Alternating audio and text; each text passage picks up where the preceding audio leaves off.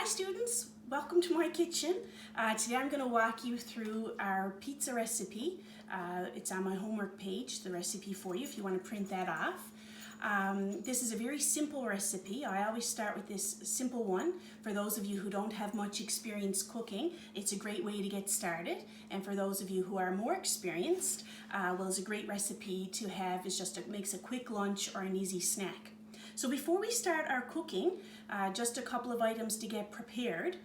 First of all, you can see I'm wearing my apron.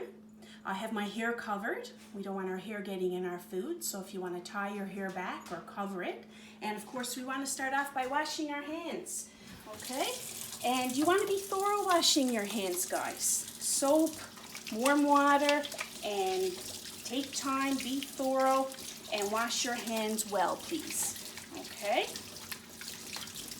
And of course, I also posted the hygiene rules on my homework page as well. Okay? So, with this recipe, I didn't really specify how much of the ingredients you should have because I think it's a bit of a personal choice, a bit of a judgment call in terms of how much pizza sauce and cheese you like. But I had the items laid out here. And so first of all, you just take your English muffin and separate it into your two halves. I like to use the pizza squeeze bottle. I find that really convenient. So you're just going to put some pizza sauce on your English muffin to your liking, how much you like. Some of you will like more than others. Okay, and just spread that around using your spoon. The next step, do you know what? We forgot to preheat our oven. We got to go preheat the oven now, guys. That's the other thing we got to do. So we're going to do, come on over here. Now, Claire's videotaping for me today, my daughter. She's helping me out. So on most ovens, yours might be different, but check it out. I'm going to hit my bake button, and then I'm going to put in my 375 I'm going to cook this one at, and then I have to press start. So that's going to start cooking now. All right. So back to our pizzas. So now I'm going to take out my pepperoni. I'm using turkey pepperoni, a little bit better for us, and I find it's quite enjoyable. So you might like to experiment with that. I'm going to put 3 pieces on each of my English muffins. Okay. And my next step now is to grate my cheese. So I'm going to take a little mozzarella, move those to the side.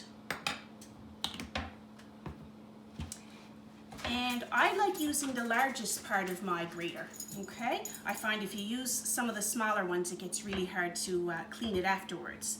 But just be careful, press it against the grating part, careful not to touch it with your fingers and so on. You don't want to cut yourself, but just gently grating your cheese like so. I like to grate it right on the cutting board and then transfer it to my pizza. You can see my puppy's here. He likes cheese, so whenever there's cheese on the go, I have one on either side here, hoping to get a little bit of cheese. I'll give them a little treat later on. Okay, so I have my cheese grated. Now I'm going to transfer it to my pizza. All right. Like that. The beauty about these pizzas, guys, is you can really experiment with them. You can, you know, if you wanted to do a barbecue chicken, you could use barbecue sauce and chicken on here.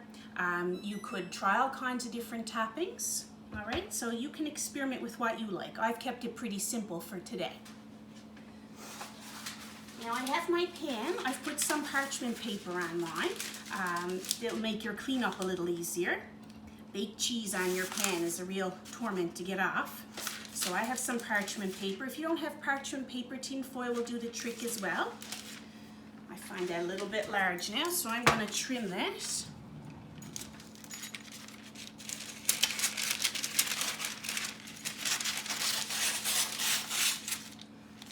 Okay. Now, my oven is preheated, so I'm going to go ahead and put these in the oven.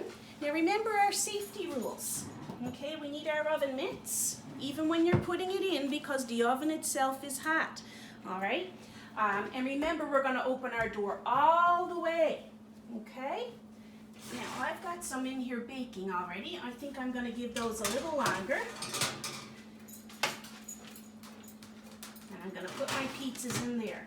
All right, I open my door all the way so that doesn't spring closed on me.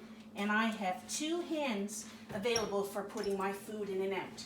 So I'm going to set my timer now for 10 minutes. So I just press timer and 10 and start. Your oven might be different, but hopefully it'll be similar to that. All right? Now, while our pizzas are in the oven, we have to clean up. All right? So I recommend that you take all of your dishes and lay them by the sink.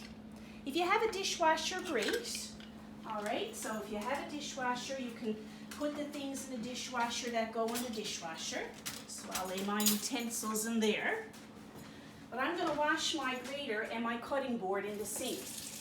Now guys, I like to use a dishpan, but you follow along with what your family does. But you want a nice drop of hot soapy water, okay? You don't want to be rinsing things in cold water. That doesn't cut it. So I'm going to remember, sharp objects we lay by the side of the sink so we don't cut ourselves trying to find them in the dishpan. I'm going to wrap up my cheese.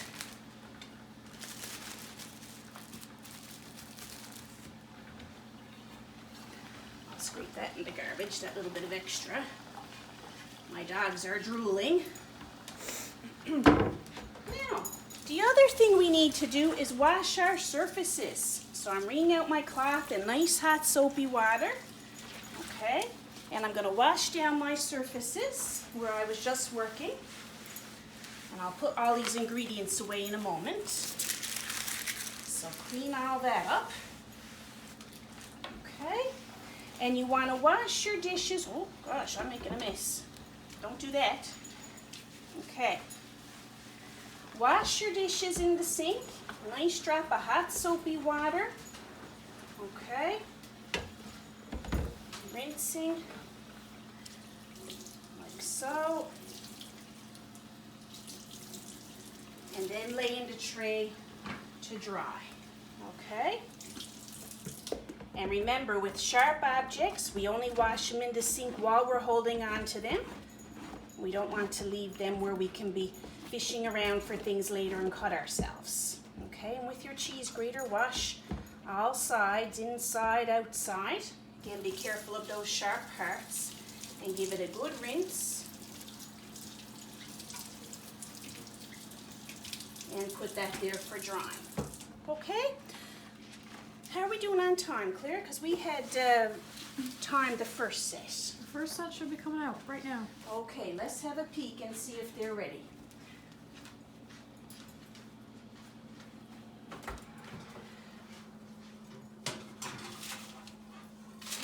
Okay. So guys, this is the set I had put in to get a little early start.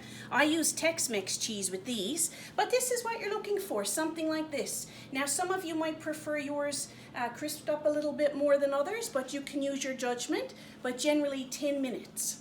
So we still have 6 minutes left on our first batch, but I'm going to leave it there now. I think you get the idea.